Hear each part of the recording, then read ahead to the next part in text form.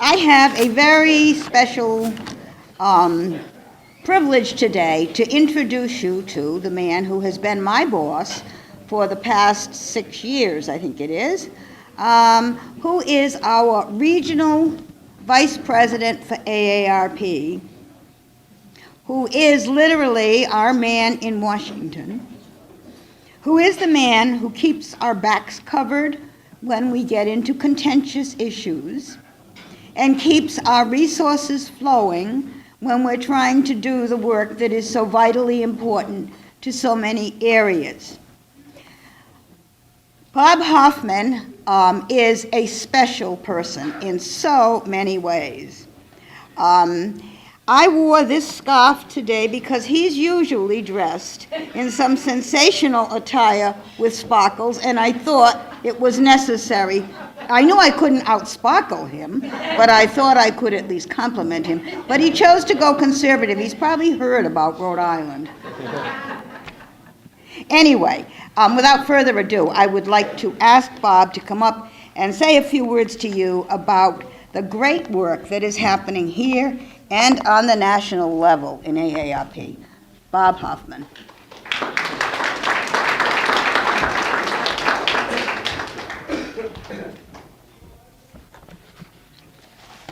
Thank you, Kathleen. And yes, those are after-hour clothing you're talking about. We don't do that during our time here. Thank you for inviting me here, and it's a pleasure because this is the part of AARP. AARP is a big organization, you know that. And if you know anything about our founder, Ethel Percy Andrus, the woman whose name goes on the award that we're giving to Norma today, it's that she began an organization in her kitchen by herself. And in 1958 started AARP. She had already been started the Teachers Association before that. And as a principal, the first woman principal in California, she saw that teachers who were retired had no health benefits and she wanted to do something about it. And started the National Retired Teachers Association in 1958, 55 years ago, started AARP. And I think one of the best legacies she's left is what's in this room, and let me explain that. Because when she started the organization, it was really to support a group at the national level, and what's happened is that we have now grown to an organization. These are impressive, but I'll tell you the most impressive thing. First impressive, 37 million members in AARP.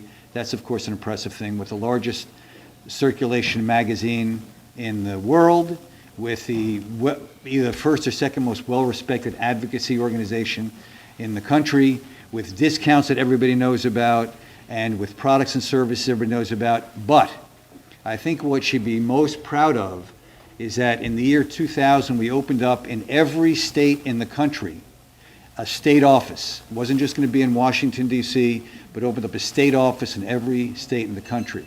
So there are equivalent gatherings like this happening across the country where volunteers are being recognized. So to me, probably the most important legacy that she would be proud of is the fact that you can't do the job that AARP wants to do. Now, of course, on the national level, there's Social Security and Medicare, and there's a lot to be done about that. But at the local and community level, it can't be done by having 5 staff people in a state office. It just cannot be done. So the biggest legacy that has come out of this whole thing is what's in this room, which is a group of, and by the way, I say this personally and parenthetically, that I've been here for 22 years at AARP, and have loved every minute of it, but I am transitioning out of my work life at the end of this year. In 3 weeks, I plan on leaving my employment at AARP and sitting at your table because I'll be becoming a volunteer on January 3rd and some special projects where I live. So I think Ethel's legacy is in this room. The future of AARP, and as this is said at the board level, we have a volunteer board of directors, 23 people who are volunteers coming to service, a volunteer at National Policy Council that sets all the policy for AARP. Phil Zarlengo was, as you know, on our National Board of Directors and the chair of one of our committees, etc. So the proudest thing I think there is the expansion of AARP at the state and community level, and that's only to be done with the good work and the goodwill of what's going on in Rhode Island and elsewhere. And I have a list of all the programs that are going on here all our chapter members that are doing good work, all the stuff going on with the backpack program, the livable communities, and the tax aid, and the driver safety, and everything else that's going on. It's phenomenal, and it can only be done with volunteers, so I'm very pleased you invited me here, and I'm very happy to celebrate the world of volunteerism with you and become one of you in a very few weeks. So thanks very much. The Andrus Award, which we are honoring Norma with today, is the most prestigious and visible of volunteer awards offered by the AARP, and it recognizes outstanding volunteers across the country. And this year, Norma is our recipient here in Rhode Island. And the award signifies recognizing those people whose work advances the mission, values, and direction of AARP. And we're very pleased today to have Robert Hoff, here today to make this award to Norma. So Hoff, if you'd come forward, please.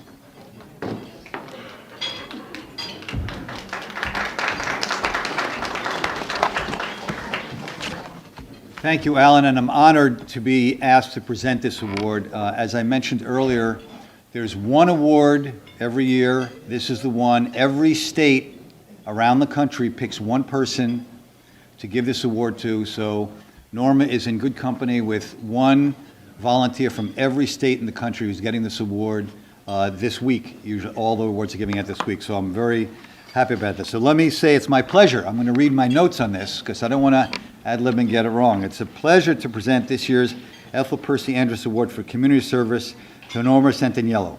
Norma has been selected in recognition of her volunteer service that significantly enhances the lives of Rhode Islanders 50 plus and their families. She's added to a list of distinguished Rhode Island Andrus Award winners, including previous award winners that are in this room. Today's luncheon helps us remember our founder, Ethel Percy Andrus. Her wisdom continues to guide us to this day.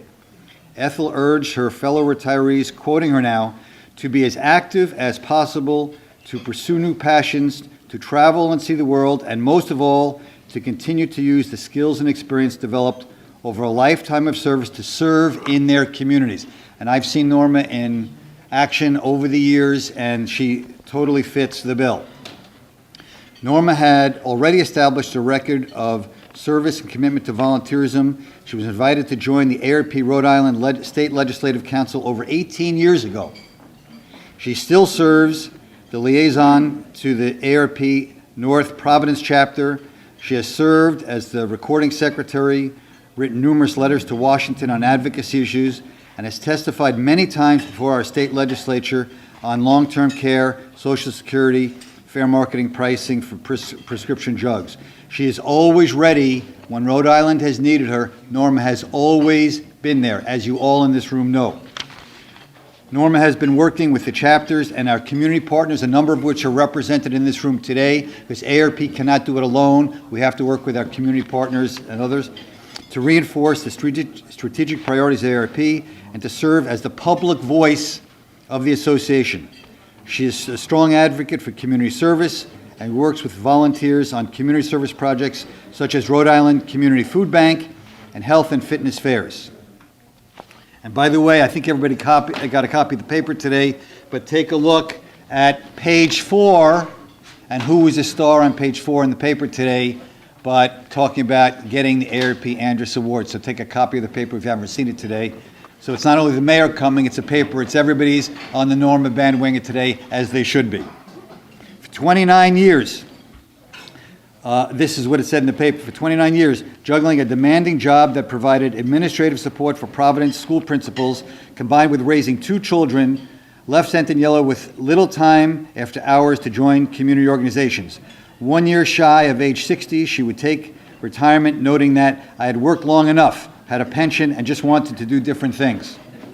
Norma, we are so glad AARP was near the top of your to-do list. And we know there is more to come. I'll be glad to join you in the volunteer ranks. We hope you enjoy volunteering as much as we enjoy the privilege of having you as a volunteer. AARP is very grateful for your service. Congratulations, and let's all congratulate Norma together. Norma. Can Norma come up? Norma, can you come up here and get your award, please? And Norma, I'll just say something. okay. And I also want to tell you, Norma's going to say a few words, but I also want you to know that we have received citations for Norma from Senator Reed, Senator Whitehouse, Representative Cicilline, and Governor Chafee. So I guess, Whoa. wow, how about that? Oh, good Lord, there'll be no living with me.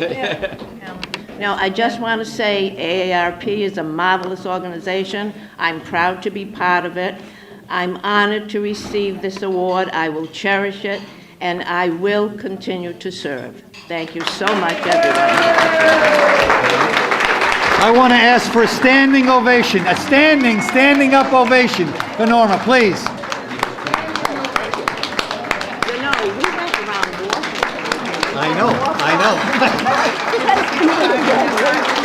There you go, there's your people. Oh, okay, thank you. Over here, Norma. Okay, over here. Thank you.